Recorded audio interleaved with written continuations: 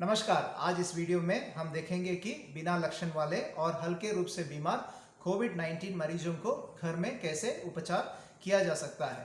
पहले ही मैं आपको यही बता दूं कि कोविड-19 का उपचार में आप स्थानीय सरकारी दिशा निर्देशन का पालन करें। कोविड में जितने लक्षण हो सकते हैं उनके बारे में मैंने इसके पहले एक वीडियो बना चुका हूँ। जब आपको घर में उपचार करने का अनुमति दिया जाता है, यह अनिवार्य है कि आप कोविड-19 के खतरनाक लक्षणों के बारे में जानें ताकि आप जान सके कि डॉक्टर से परामर्श कब लेना है।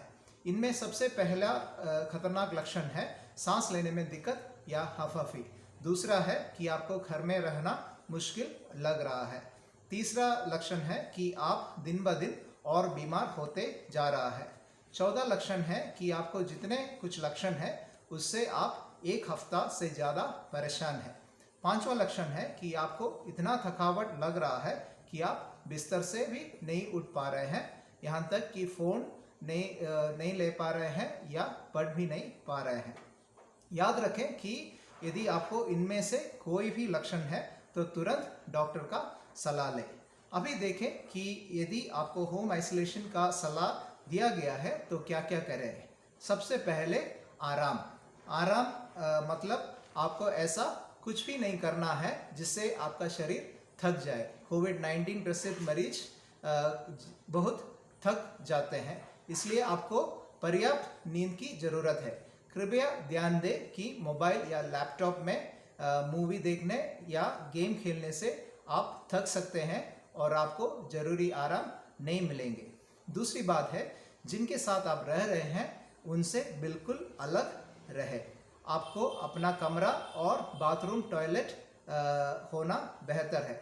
यहाँ तक कि आपका भोजन भी आप अलग लें।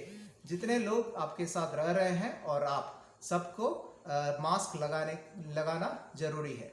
तीसरी बात है कि साफ सुथरे रहने में विशेष ध्यान देना है। लगातार हाथ को धोएं, घर का पोछा और लगातार छूने वाले जगह और चीज़ों को बराबर सफाया करें।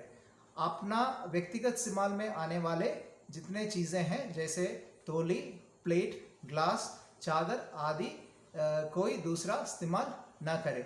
अपने कपड़े और चादर लगातार गर्म पानी में धोए और धूप में सुखाएं। चौथी बात है कि आपका भोजन संतुलित रहना चाहिए। ज़्यादा सब्जी और फल का सेवन करें। मीट, मछली और अंडे आप खा सकते हैं। यदि आपको खाने पर उल्टी लगता है तो डॉक्टर से संपर्क करें। सुनिश्चित करें कि आप पर्याप्त मात्रा में पानी पी रहे हैं। फलों का रस तो ठीक है, पर ताज़ा फल पूरा खाना उसका रस पीने से बेहतर है। सॉफ्ट ड्रिंक्स या बॉटल में जितना शीतल पानी आते हैं उसका सेवन ना करें। लस्सी, माठा और माड़ आदि आप पी सकते हैं। अभी हम देखेंगे कि यदि आपको कोई भी लक्षण है तो उसका इलाज कैसे करें। पहला जो लक्षण है, जो बुखार, सिरदर्द और बदन दर्द, इन तीनों लक्षण के लिए पैरास्टामोल सबसे बेहतर और सुरक्षित दवाई है। पैरास्टामोल का सही डोज वजन के हिसाब से है।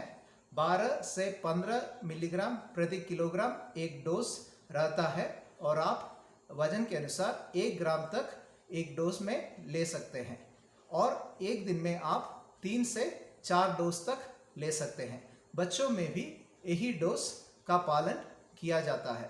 यदि पैरास्टामोल से बुखार कम नहीं होता है तो आप ठंडा पानी से पोंछ सकते हैं या यदि हो सकता है तो नहा भी सकता है। डायलोना या डाइक्लोफेनाक, इबुप्रोफेन या ब्रूफेन आदि दवाइयों भी बुखार को कम करते हैं, पर कोविड रोगियों में ये दवाइयों की सुरक्षा लेकर कुछ चिंताएं हैं, इसलिए इनको नहीं इस्तेमाल करना ही अच्छा है।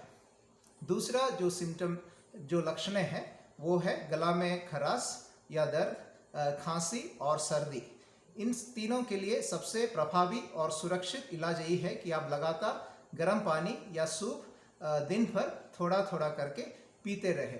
1 गिलास गर्म पानी में 1 चम्मच मधु और 2 तुलसी के पत्ते को हाथ से पीसकर डाल के पी सकते हैं।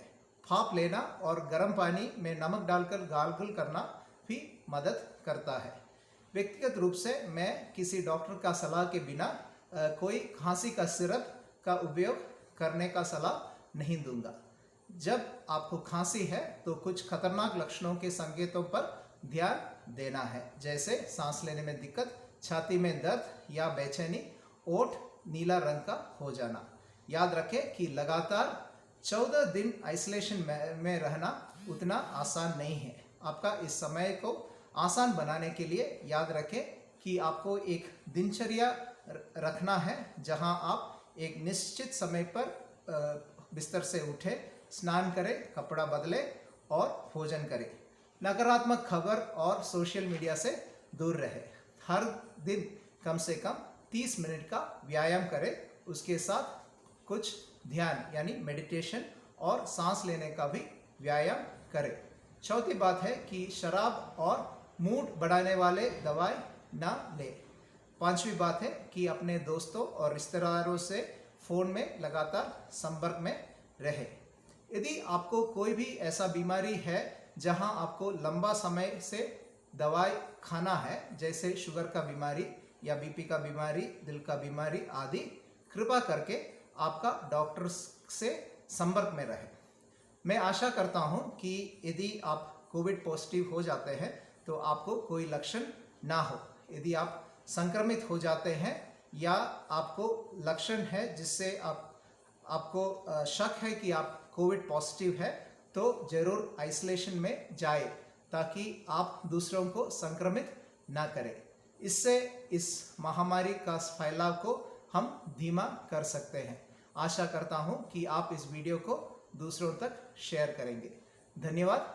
नमस्कार।